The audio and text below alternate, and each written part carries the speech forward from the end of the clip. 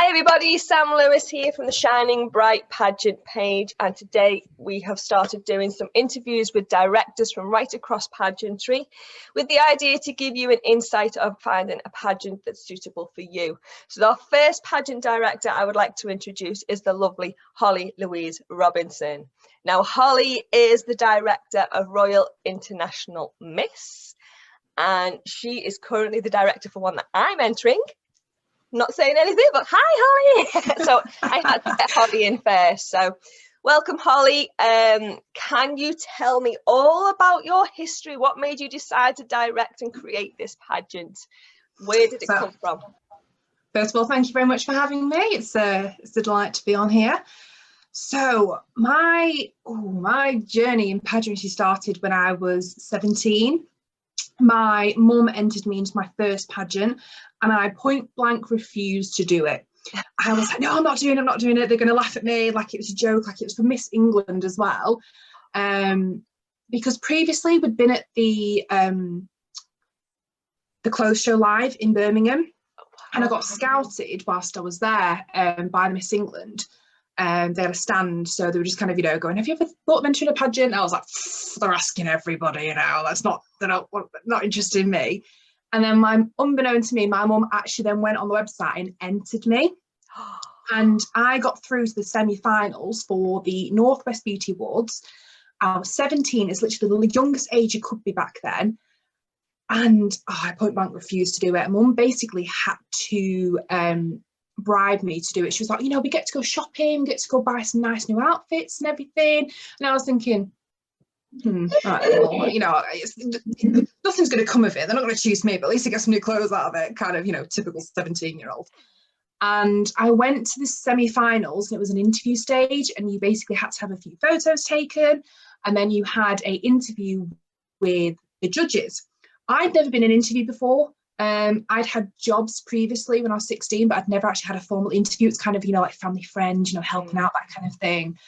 I've never had a formal interview. So I kind of didn't know what to expect. I didn't have that interview fear when I went into it because I didn't know what was going to happen, basically.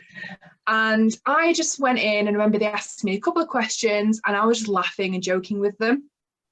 And I was quite surprised at myself because I'd had serious confidence issues. I had been bullied since a very, very young age. I'd had to change schools when I was younger. It was, my confidence was sort of like shot. And this is the reason why my mum wanted me to do it. She was like, if you do this, you can do anything. And after that first interview, I was like, oh, you know what? It was all right, actually. Like, I didn't feel like they were judging me. Like, I went in with that sort of pretense of, they're going to be looking at me, thinking I'm not pretty enough, thinking I'm not clever enough. And none of the questions they asked me were about like my physical attributes. None of them were about like, my job. It was all about my aspirations, who I was as a person, what I stood for, and just generally having like a laugh and a joke with them. So it was more about finding out, a bit that kind of, sussing out your personality in a way. So I was like, it's fine. There was like 100 odd girls there, and they were limiting it down to, I think it was 60, because it's for the whole of the Northwest. And a couple of days later, I got this email saying that I was through to the finals of the Northwest Beauty Awards, and I was kind of like, this is so then it came like really real about what you had to do. You needed during that stage of the competition, you didn't have to have an evening gown. It was a eco outfit. It was a jeans and t-shirt, and it was a swimwear back then. And basically, this eco outfit, I was like, I've never done a pageant before. I had no idea what was supposed to be, what I needed, what this was, or anything. No. But luckily, whilst I was at the interviews, whilst I was at the first stage, the semi-finals, I'd met two girls who were a lot older than me. They were like 21, 23, had been through the whole pageant system, since they were 17 and everything. And they sort of took me under their wing and helped me out. Like we were friends on Facebook, and they were asking me questions. I was asking questions. They were answering everything for me. So I was like really lucky in the sense I'd found someone that I could kind of ask that questions to, because my mum had no idea either. She'd never done pageantry. She was a model in her day, so it's completely different aspect of it. Obviously walking on stage is kind of the same, but everything else completely different. But obviously back then they had a chosen charity, so it was about getting involved in that charity stage. And this eco outfit, I remember really panicking about what to wear for this eco outfit, and I ended up borrowing a dress from my great grandmother, who had worn it in Miss Blackpool and won in this dress. Oh, so it had a really kind of like family background to it. And then after that grand final, I managed to win a space. They chose 5 winners, and we went on to the semi-finals. And then during the semi-finals, there was 60 girls there, and I was again one of 5 winners. And I ended up in the grand final of Miss England when I was 17 years old. First ever pageant I'd done, and I managed to be in the grand final. It was a huge experience. Yeah. I bet you it was a big confidence boost as well, though, wasn't it? Definitely. Well, as soon as I got on that stage the first time, I was like, that's it. I was like, I got the bug, and that's it. I couldn't stop there. Yeah. And I sort of had this aspiration then that I wanted to be able to represent my country internationally. I wasn't really that fussed about winning an international title. I just wanted to be able to go somewhere, represent the United Kingdom or England, and have that pride, that I've done that for my country. So that was sort of my goal all the way through. And I entered pageants after that, never won again. I lost a lot more than what I won. I competed for quite a few years, and then I'd won like a national title. I'd won, regional titles, but I'd never won the opportunity to go to internationals. 10 years later, literally 10 years later, when I was 27 years old, I had been involved in Royal International Miss when it came into the UK in 2016. I was actually judged the first ever competition. And then, so I was part of the whole, crew that sort of sent the first girls off to internationals. It was the first time the UK had been represented at Royal International Miss. That was in 2016. The actual pageant has been going since 2011. So it was a while until UK sort of caught onto it. There was a few other countries that competed beforehand, but it was kind of a national system first, and then they went international like a couple of years before. So then the UK competed the first time in 2016. We crowned our first UK girls in 2016. They competed in 2017 internationals. And then the next year, I was like, I'm going to enter Royal International Miss. Like, I loved it. Like, I followed all the girls when they were actually at internationals. And I saw, how much fun it looked, how big the stage was, how amazing everything was sort of set out. And we were lucky enough to actually have a winner the first time we sent. So we had Juliet Taylor, who went over representing the United Kingdom. She was our Miss United Kingdom junior teen, and she managed to walk away with one of the international titles. So she was international role model. So I've managed to, I got to follow her all the way through her journey, all the way through, you win so much with Royal International Miss. It's a $15,000 prize package. Wow. And it includes prize money as well. And I got to follow her journey all the way through as well. And I kept seeing these bits on Facebook, and I was like, this looks an amazing system. Like, I love this. And the main thing was that you got to choose your own charity as well. So that kind of really stuck with me. All the ones I'd had before, that I'd entered before, you always had a chosen charity. So the fact that Royal International Miss, and it's something we do in the UK competition as well, is that you get to choose your own charity. So it was kind of like my time to be able to, focus on. So obviously I got to do the whole of raising awareness for my platform, which is endometriosis awareness. And I think now when anybody thinks of endometriosis in the UK, they probably think of either myself, or there's another quite prevalent queen as well, who's also platforms endometriosis. So we're sort of the two people that people think of when they think of pageantry and endometriosis. But I had the whole want of being able to put it out there, being open and honest, and it's about people don't like talking about or like hearing about. And I was just going to be that person, was going to go out there, open and honest, speak about it. And I was so thankful to Royal International Miss that I actually got that opportunity to do that. And I got to take that internationally, because obviously I won the UK Ms title. And then I got to go to internationals, and I got to speak about my platform internationally. And then I was one of the lucky winners to actually win the international Ms title in 2018. Yay! So I literally had the year of my life. Honestly, I've never experienced anything like that. It was so different than anything in the UK. I got to go to New York. I got to go to obviously Orlando for the finals. I got to go to Mexico. It was just, I got to judge internationally in Barcelona. I was nominated for Pageant Awards. It was just absolutely incredible. And like, I can't even explain the year that I had. It's just like, it's probably the best year of my entire life. You haven't touched the floor really, have they? Probably up until I probably send my next lot of girls. So then after I handed my title over in 2019, the current UK director decided to take a step back. She was still wanting to compete in the UK, and I think it's very hard to compete and also run a competition as large as Royal International Miss, because it does need a lot of time and attention. It's quite hard to kind of, split your time between the two. So understandably, she wanted to take a step back because she still wanted to compete. She still had her kind of international moment.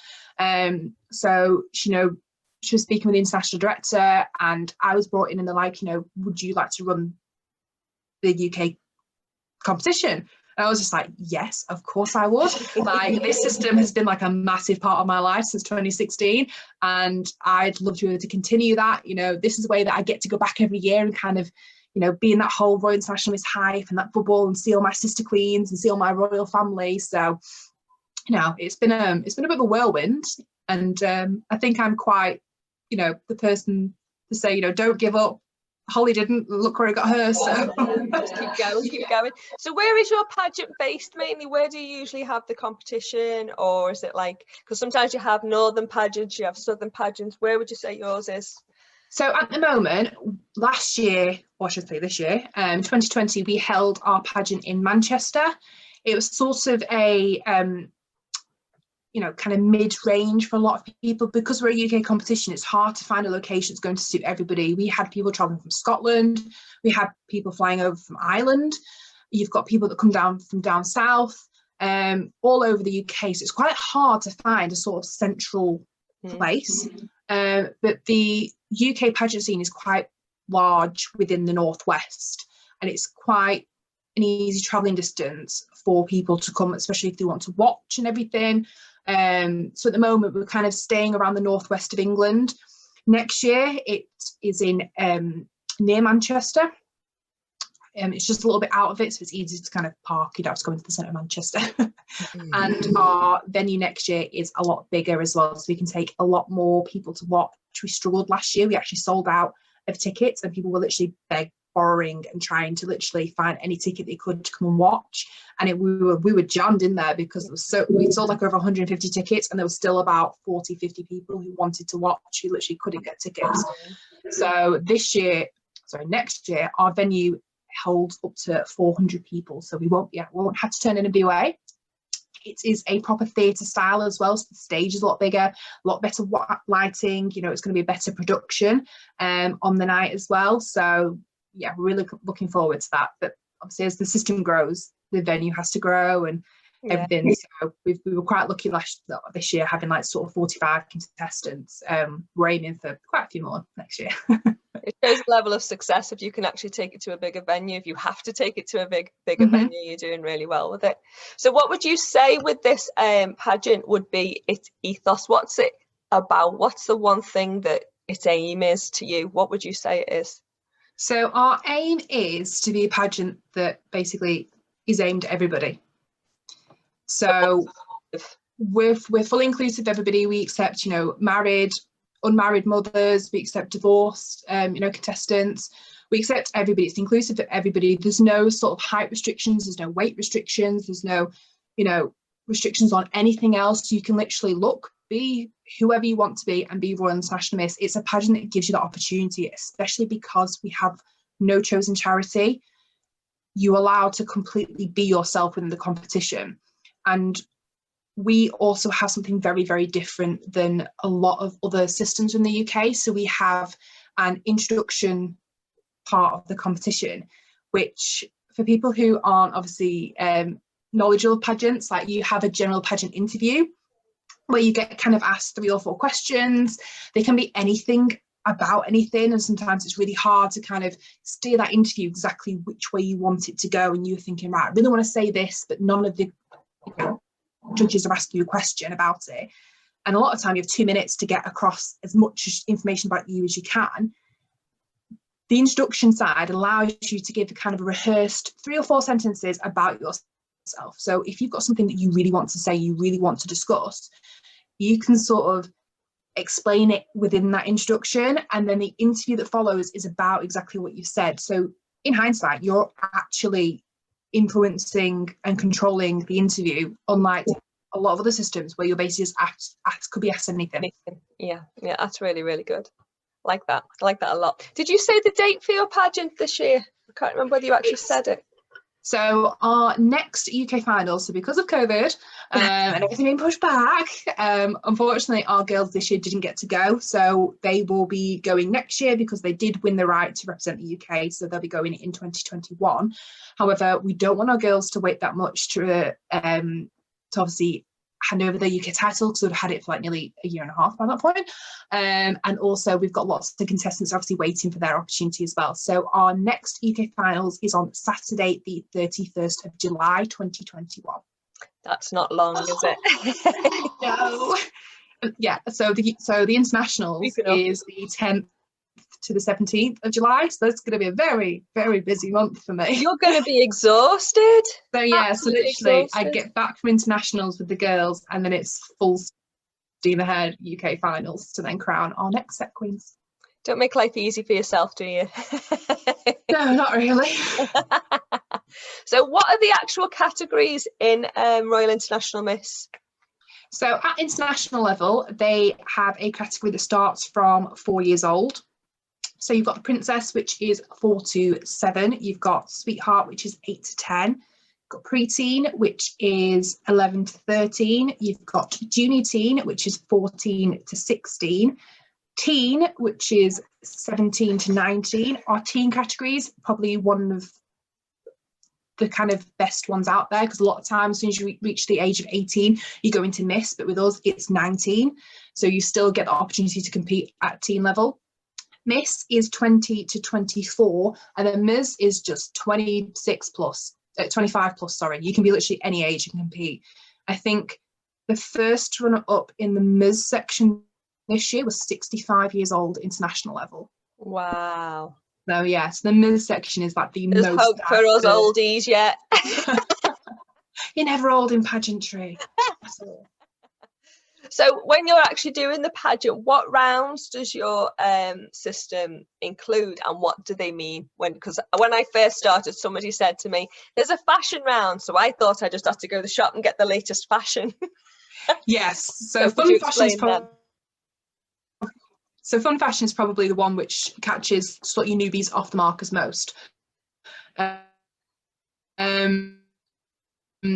We have a sort of paperwork round first, which is an about me resume. So it's basically just information about you. Again, the judges see this and get to score it, so it's more they get to see who you are as a person. There is a section on there to put, what clubs you're part of, what charities you support, what you're doing, what you have done with your title, because obviously you get a regional title with Royal. That's for 5% of your overall mark. And then you've got the instruction side. So you walk into the interview room, the judges will be sat on a table, there'll be a chair in front of them, and you just basically recite your sort of 45-second little pre-rehearsed speech about yourself. You can really include kind of anything. What I say is to give a little bit of information, not a lot, because obviously then you want the judges to ask you questions to then go into it further. And then, so that's for 10% of your mark. You then have your interview, which is actually 35% of your mark. So the interview is the highest part, and that's because, again, it's not just about how you walk on stage and and how you look and how you style yourself. It's all about who you are as a person as well on there. So in that interview, that's a misconception, isn't it? That's a misconception in a lot of beauty pageants, that it's how you look But I mean, yes. I can vouch for there's every shape and size and look that do beauty pageants, isn't there? So it is assessed on the person, as you say. That goes for a lot, doesn't it? Which is really yeah, definitely. I think you can look at our winners, especially this year, and just see the diversity within the pageant. You know, we've got different ethnicities, we've got, you know, different heights, different weights, you know, different dress sizes, different hair colours. You know, we've got all sorts of manner of women there, and, you know, beauty, each and every one of them is beautiful. You know, every girl that enters, every girl in the whole entire world, every woman, everyone that obviously identifies as female as well, they're all absolutely beautiful. It doesn't, you know, it's really hard to kind of score beauty, I always think, especially when you compete at an international level, because you've got people from all over the world, and each country's idea of beauty is completely different. So I don't tend to refer myself as a beauty pageant, because people tend to see the old school version of that. So I'm just like, you know, we're a pageant, you know, that's what we are. It's a competition based on, you know, pageantry, isn't it? pageant. But yes, so after the interview stage, we have the on-stage rounds. This is the part where your family and friends can come and support and watch you.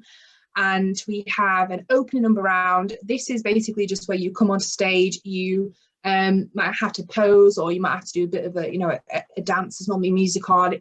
This helps kind of sets you at ease as well, so you can see, you know, what the stage looks like with all the people in it. You know, it gets you that kind of, takes the edge off a little bit of when you're actually going to be on there on your own, because at this point you're with everybody. And that's not scored, is it?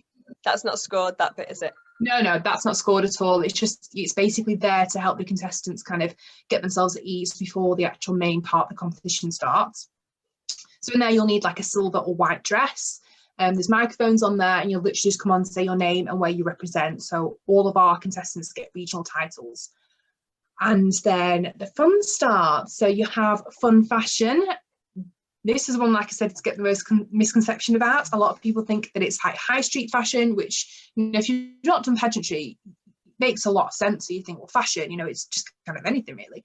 And to be fair, it can be anything, but you've got to remember this is on stage. So stuff that's got movement, stuff that sparkles, stuff that's brightly coloured, stuff that shows your personality is always going to be your best option, because again, you're not being judged on your physical attributes, you're being judged on who you are as a person and your personality. And a lot of the girls use the clothes they wear to show their personality, you know, with all different, it doesn't have to be, you know, certain colours, doesn't have to be certain styles, it can be anything, just as long as you feel amazing and comfortable in it and you can work that outfit, you'll score well. Yeah. So when you're saying to show your personality, a lot of people think, I can't find an outfit that says my personality, but it's how you interact with the outfit to show your personality off, isn't it? Oh yeah, definitely. So if you, so say, you know, if you're quite a vibrant, you know, sort of OTT person, I'll use myself as an example. Like I'm quite sometimes a bit demure and shy, and then once you know me, like I am really kind of confident in a way, and yeah, it takes a while to shut me up. So for my international fashion wear, I actually had on the outside, it was completely jewel bodice, it was black on the top, and then underneath was bright satin pink, because I thought that showed the two sides to me. And then I had basically black leggings on, so I had this bright pink underneath, so it's like, you know, I might come across as being like, you know, quite, you know, grown up and normal, and, you know, look, I've got this nice black top, and it's like, bam, look at this pink, yep, I've got this personality as well. So that for me kind of showed the two different sides of me, and that sounds like I've got you know what I mean? Sometimes I can be quite shy if I don't know you, sometimes when I do know you, I'm very confident. So I thought that shows like that two different sides of me. Yeah, it can be anything really. Like some people use tassels, or some people use sequins, or like brightly coloured, or they'll use different types of fabric. Again, it's whatever you feel comfortable in is always best. If you choose something that you think, oh, I'll wear that because it's pageanty, but you don't feel comfortable in it, it's going to show on stage. Yeah. I have made that mistake in the past where I bought something, worn it, and thought, well, this is what all the pageant girls are wearing, and it just wasn't me. It's not my style. I didn't feel comfortable in it, and it didn't do very well. Oops. Oops. So when we do your pageant, I know that every pageant has a cost to it to enter, and it's all varied in different pageants. How much is it to enter this pageant? So we are probably one of the cheapest UK finals, leads to an international. So it's £250 to enter Royal International Miss United Kingdom. And basically to secure your title, to receive your sash, all it is a £50 deposit. And then from there, you get access to the handbook, you get all the links to all like training, like we have a Facebook group where, you know, you can meet all the other girls, and I sort of do lives on there about the different parts of the competitions. The girls get a bit of information as well as they're going along. It's not just like, here's handbook, here's your sash, see you later, see you at the final. I like to kind of keep involved with them. We also have some fantastic sponsors as well. So there's also the links in there about, you know, discount codes, or at the moment, we have a fantastic sponsor, which is Flawless Photography Studio, and they are doing free makeover and photo shoots for all of our contestants. So you all get that kind of model experience. You know, they'll go and have their makeup, hair done, and then they get this like really, you know, fabulous photo shoot with all these different props and all these different locations, all these different sets and everything. So you get like a real model experience there. So yeah, in that, basically all you have to do is pay the £50 to get that experience, and then the rest of the fee, which is £200, can be paid, you know, over a period of time if you want. The last cut-off date is basically the 1st of June, so there's plenty of time. A lot of people sometimes have sponsors that will you know, pay their entry fee for them, or that's paid by family and friends, or pay it yourself, whatever you want to do, basically. When you look at the prices and what people pay, let's just say you win. Okay, the price is that high for a reason, isn't it? What's the prize if you win this pageant? So you'll find the difference between national systems that lead to an international and a system that's just a national system that doesn't go anywhere. So basically, the reason we're able to send our girls to internationals is because of that fee that people pay. Basically, they put in, obviously it funds the rest of the competition because we're not sponsored by business. It's literally just me that sits behind all of the planning, all of the computer screens, all the social media, all the planning and everything. It's all just me. It's me as one person on my own doing it. So all the money that goes in, it gets put out. Like, people think being a director, you must be swimming in cash and everything, and I don't make any money from Royal International Miss. I don't do it for money side. It's purely because I've had that experience, and I want these girls, I want people to be able to experience it as well, and go to Royal International Miss and have the same experience I had. So yes, so the £250 basically pays for the running of the competition and also the prize package as well. So for Royal International Miss United Kingdom, if you do win, there's a whole host of prizes from our sponsors. This ranges from photo shoots with photos from Flawless Photography Studio. We've got sponsored items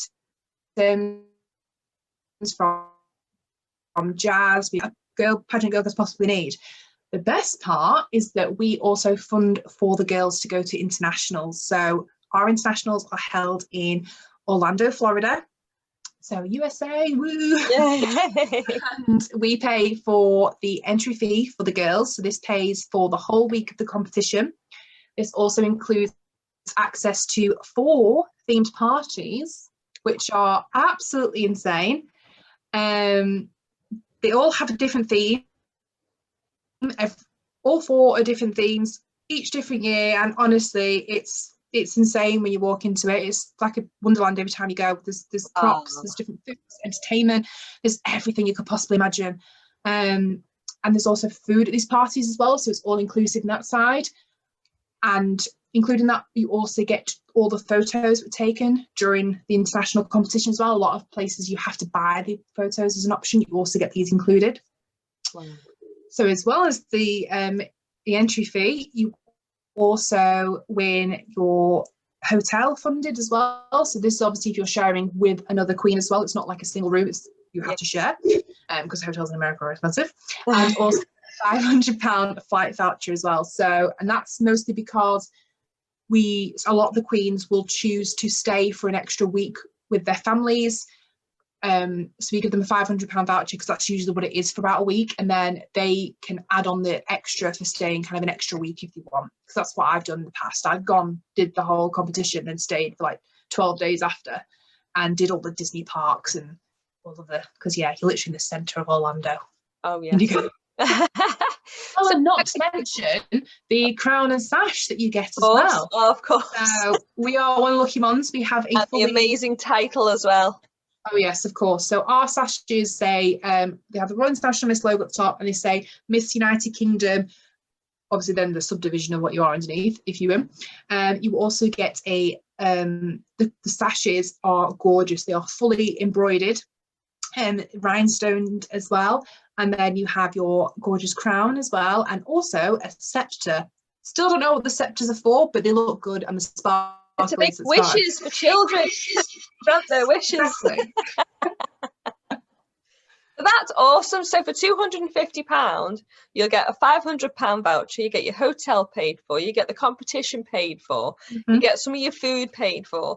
That's huge. That is absolutely huge. So it's well worth entering, isn't it? Definitely well worth entering. Okay, so let's say you win your title. What opportunities are gained after? You've already talked about what opportunities there are when you're involved in it and you've got your sash, so you've got all these opportunities coming up for your contestants. So if you actually win, what opportunities do you get then? So obviously, as well as being able to represent the UK internationally, a lot of the girls get asked to judge other competitions. They'll get asked to compare. They'll be asked to attend events. You know, you'll find that once you have sort of this Miss United Kingdom title, a lot of people will see you as sort of a public figure, and then you get asked to attend these events, especially if you are involved in charity, if you're involved in volunteering as well. A lot of places will obviously want you to come down and help with them, because it does help boost some of these smaller you know, charities and everything. You know, if you've got someone of, you know, a bit of status you can really help. You know, you can really put yourself out there and help boost your local community, as well as obviously the country as well. It'd increase their publicity, wouldn't it? Oh yeah, definitely. That's awesome. So in your opinion, being the experienced international royal miss, if you could name one thing you love about this pageant the most, hard question, what would it be? I don't, to be fair, that's quite an easy one. Oh, Royal International Miss. Yeah, it's got to be the sisterhood. Yeah. So obviously we try and sort of instill the sisterhood in the United Kingdom. You know, you tend to, because once you're crowned with these other girls from these different age ranges, you then spend this week, you then spend a year with them as the UK representative. You get to travel to America with them, so you're traveling internationally with them. They become like your family, and they become your sisters. When people say pageant sisters, not just because you all share the same title, you actually become sisters. And internationally, you get to meet sisters that are from the same system, that are represented from around the world. So there's so many different countries that compete at Royal International Miss. You've got Canada, you've got Haiti, you've got South Africa, Australia, there's been China, there's been Myanmar, Puerto Rico.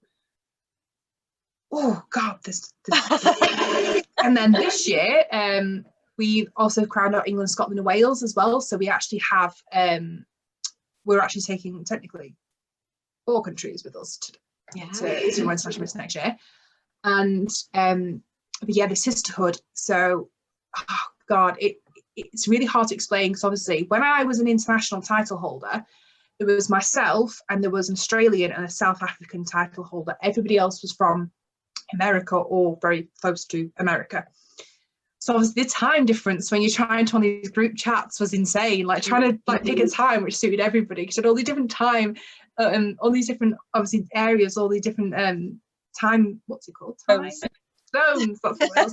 Time zones. Obviously you've got all these different words as well. Like the amount of times I would say something, and there was like all the Americans would be like, well, what's that? Like I had to explain what a brolly was, because it was raining, and I was like, oh, I haven't got a brolly, and they were like, what's a brolly? And I was like, an umbrella. They were like, huh? A brolly? I was like, yeah. With a brolly. Yeah, brolly. And then last year, the best one was the year that I handed over. We had a Christmas in July themed party at internationals, and everyone was talking about these Christmas ornaments, and I was like, what's a Christmas ornament? Does that mean like a figurine? Because like an ornament to me is like a figurine, you know, that you kind of set aside. Yeah. They're like, oh, you all need to bring an ornament that's like from where, like represents where you're from, and you're gonna do like an ornament exchange. And I was thinking, why are we exchanging like a trinket, basically? I was thinking. And they're like, no, like a Christmas ornament, like what you put on the tree. And I was like, bauble. You mean a bauble? And they were like, a bauble? They found the word bauble absolutely hilarious. Really? Yeah, and then like even in like South Africa and Australia, they all called them different things. And it was just, there were so many times out they'd say something and like we'd either have to ask them like, what does that mean? Or they'd be asking us what we meant. Yeah. But that group chat, even though it was from 2018, we still talk to each other all the time. Like I've met one of my best friends from Royal International Miss, and you know, from America. She lives in Arkansas in America. And if I hadn't had COVID, I probably would have gone and seen her by now. Yeah, but it's this sisterhood. It's even after you have been a queen for Royal International Miss, you still part of a sorority. So we have a full sorority that's got all of the past winners for Royal International Miss in there. And, you know, there's still active chats. We still have, you know, Zoom catch-ups. We still have like charity we still have like bits that we're kind of, you know, involved in and everything. So yeah, definitely the sisterhood is a massive thing. You don't kind of drop you once you've been international queen, you've handed over. It's not like, you know what, see you later, bye, got new ones now. You are still seen as royalty, and you will always be royalty forever in their eyes. That's amazing. That's really lovely. I like that. So if I was a newbie and I was coming to do this pageant, can you tell me what would I get out of it? Looking at empowerment, how would it make me feel just doing it, whether I win or lose? What does pageantry bring? So there's a saying in pageantry that is, you never lose, you always learn. So I like to strongly live my life by that, because I lost quite a lot so I learned quite a lot during my years. But yeah, so it is a competition. There is ultimately one winner.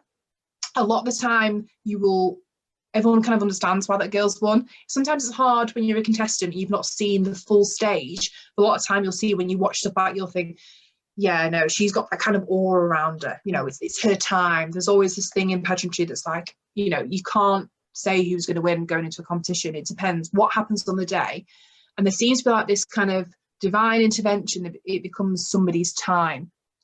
And if you stick at it, your time will come. My time came, and it was 10 years down the line, but it still came. But I didn't give up. I still had this dream that time hadn't come, because I was entering the wrong types of pageants. It didn't suit me what I was doing. You know, I competed where I'd had to raise funds for a certain charity. You know, it was great, but I couldn't fully connect with what I was doing. So I think once I obviously found Royal International Miss, I sort of found my home. I found my mothership of pageantry. And it's really important to kind of find that. You can find your passion, can't you? Yes, exactly. And you've got to find that system that ignites your passion in you.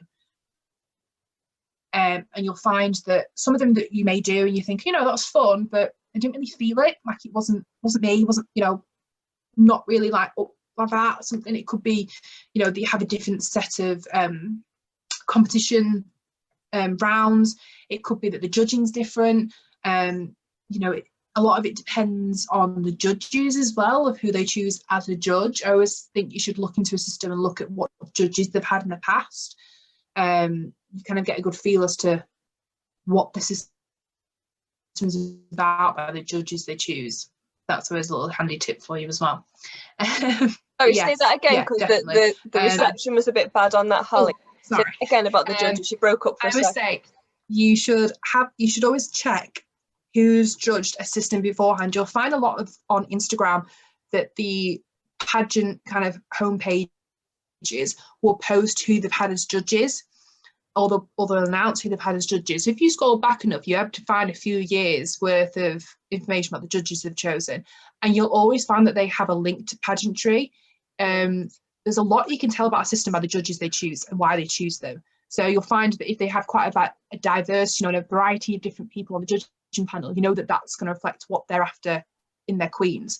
Whereas if they tend to stick with the same type of people and the same type of, they might just stick with the queens from their system, or they might have, just sponsors and stuff which aren't really in pageantry. So you're gonna miss that kind of connection.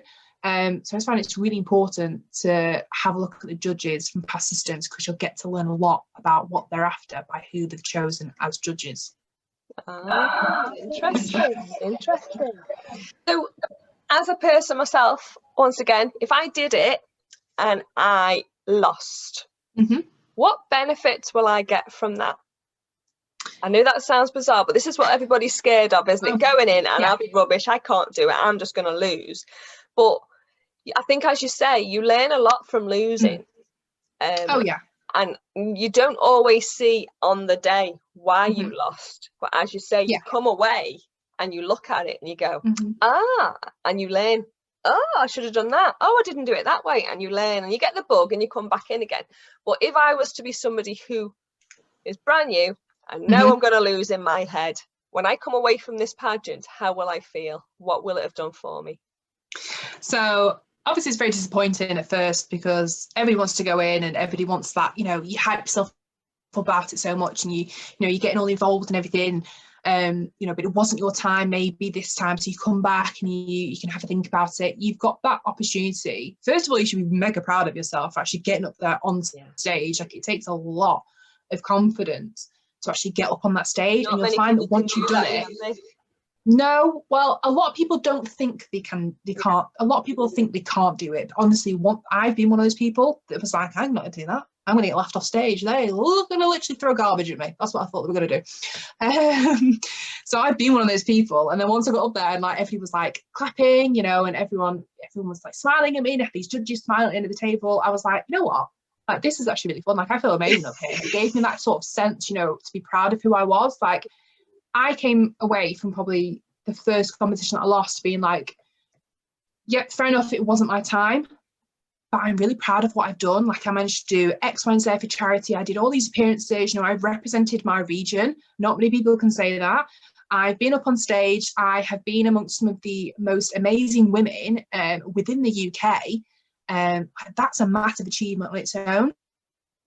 And I sort of had this ethos during pageantry that, and I always said it to people when I was coaching, that in order to be a good pageant winner, you have to learn to lose before you earn to win. So a lot of people, when they don't win, they will literally, obviously it's very upsetting. It's, sometimes when you've hyped yourself up so much about it, you get people that kind of have an adverse reaction to obviously losing. And there's sort of two types of winners. You get the people that go, you know what, wasn't my time, fair enough, I'll come back and I'll do it again. Or you get the people that go, oh, it's fixed. You get there's normally two types of people. And I always think the people that say that it's fixed are the people that don't want to try again, and they're just easy to give up. So my advice is to never give up. Keep going. Literally keep going. That's what I did. Look where I am now. Says a lot about a person if they pick themselves up and get back on the horse, isn't it?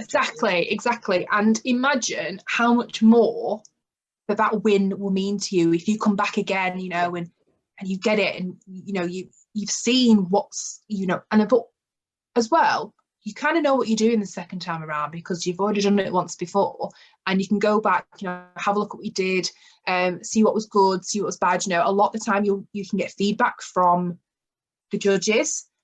Something we do with Royal National Miss is we provide all of our contestants with their full scores and full comments from the judges. We're bringing a new system this year where it's all online, all electronic, so it will be done all virtually, basically. So they key in their results and it pops up on a spreadsheet. It's dead simple to read, and basically I can just copy that and email it off to the contestant. Obviously during the next couple of weeks after the pageant, oh god, no. It definitely won't be the day after. I'll be lying in bed. Right, so coming up to my last two questions, okay? So first of all, can you tell me, what are the pros and cons of being a director for you? Any advice to any competitors? Any more advice? So being a director is actually extremely hard, and a lot of hard work that goes into it. I completely had the wrong idea before I took the directorship. I was thinking, you know what, it's gonna be dead simple, it's something I can do, you know, when I pick it up, put it down whenever I want and everything. But it's not like that. I do something for Royal International Miss every single day of my life, and I have a normal 9-to-5 job as well. So the directorship is like a side hobby for me. It's completely voluntary because, like I said, I don't get any monetary gain out of it. I don't get a wage from it. All the money that like obviously that we make goes to sending the girls to America, because you have to imagine it's quite expensive to send the girls to America. And obviously then for running the UK competition, because you've got venues and everything included. So the obviously pros of being a director is you get to sort of be part of these girls' journeys. So like I said, the main thing about being a director for me was giving the opportunity to girls to have the same experience I had. I knew that the UK had, you know, Royal International Miss was completely different than anything within the UK. It's completely different what I'd experienced in the whole 10 years of competing in pageantry, and, you know, girls needed to experience it. It needed, that fun needed to come over to the UK. It needed to stop being about, you know, the competition side and get dead serious. We wanted it to be about the fun side of it. So my kind of main aim was obviously make it fun and everything. There's a lot of work that goes into trying to make things fun when you've got quite a lot of contestants, and also 14 queens that we currently have, because obviously the pandemic, we've kind of merged a little bit. We have 14 queens that we're taking next year, and it's very it's a lot of hard work, because I'm obviously trying to coach these girls as well. So I'm trying to help advise. Obviously during the pandemic, I've tried to be a bit more you know, you don't have to be doing all these appearances, we want you to be safe and everything, but I still checked in. You know, it's more of like a wellness, you know, we have Zoom calls with our sisters, and we do this with some of the contestants as well. Like we had a Halloween quiz, we're doing something for Christmas as well. So it's a lot of hard work that goes into being a director, and I think sometimes people underestimate it, and I think sometimes contestants underestimate what the director is there for as well. I've had good days and I've had bad days with it, especially after the UK competition. You always get the parents that don't understand why their child hasn't won. Yeah. But again, it's one of those, you've got to explain, you've got to say, you know, it just wasn't their time, you know, here's the feedback, here's what the judges have said. But you still get some parents that are quite adamant that their child's the best, which of course every parent thinks their child's the best. Why wouldn't they? It's what they're there for. It's what your mum and dad are there for, aren't they? But they're in it for the wrong reasons if it's about winning, aren't they? You up and say you're the best. Yeah, that's what I mean. But those type of people that are all about the winning probably don't understand pageantry that much, because it's not really, obviously the winning side's the cherry on top of the cake, but actually being able to compete and being able to have that experience and meet those amazing girls and do your bit for charity and do your bit for your community is what you need to take away from it. The winning should just be the cherry on top of the cake. It's the development. I think it's the development myself. I mean, the development, I've got my daughter doing it now, and the development for her, she's having to be more confident because she's got to hold her own, and, you know, just getting filmed doing things and practice your walk, and it's a discipline as well, isn't it? There's so much that they learn in the background for it. It's actually not about winning. No, not at all. It shouldn't be, especially with kids. Yeah, it's a life skills you get taught as well. So when I was talking back about my first ever interview, I've got one of my queens who has recently got a job, and she found that the interview side of actually going for a job interview, like, she wasn't scared about it. She knew exactly how to sell herself. She knew exactly what points to say. Exactly. She knew exactly. And she was like, you know what? Like, I would have never been able to get this job. And because that interview job was really tough, like, they were grilling me. Yeah. And she went, but I was able to hold my own. And one of the feedback she got was the fact that they were really impressed with how she held herself throughout. and they kept throwing these questions at her, and she was like, bounce them off. Yeah, you know, I can answer everything. That's what pageantry literally teaches you. It teaches you how to sort of boss up life in a way. Interviews, bossed it. Being able to speak, you know, to a crowd, bossed it. Being able to plan and prep everything, bossed it. Being able to dress yourself, pageantry, everything. Yes, I agree, completely agree. I love it for it. I didn't expect it to be like this, but I'm hooked as well now. So advice to competitors for your system, one thing, what would you say? Read the handbook. No. Well, yeah, first off, read the handbook, but just know that obviously myself and the queens and everybody involved is always there for any questions they've got to ask. And if in doubt, ask a question. There's nothing has ever, you know, gone wrong from asking a question. But yes, and basically just stay true to yourself. Don't try and follow the pageant hype or follow the pageant trends. If you stay true to yourself, like that's the main thing of it. Don't try and like follow on to what everybody else is doing, what everybody else is saying, or saying you have to do this to be able to win, but you don't want to do that. You want to do your own thing, then do it. Yeah, be yourself. Yeah. Okay, so final question. How do people enter your pageant? What do they need to do? So we have a website, which is www.royal/UnitedKingdomPageant.co.uk, and you can go on there. There's a whole host of information about the system, about all the different rounds and everything. There's some information on there about platforms and about the different titles that we have as well, because we also have the role model title as well, and optionals as well to enter, so you can win money within the UK as well.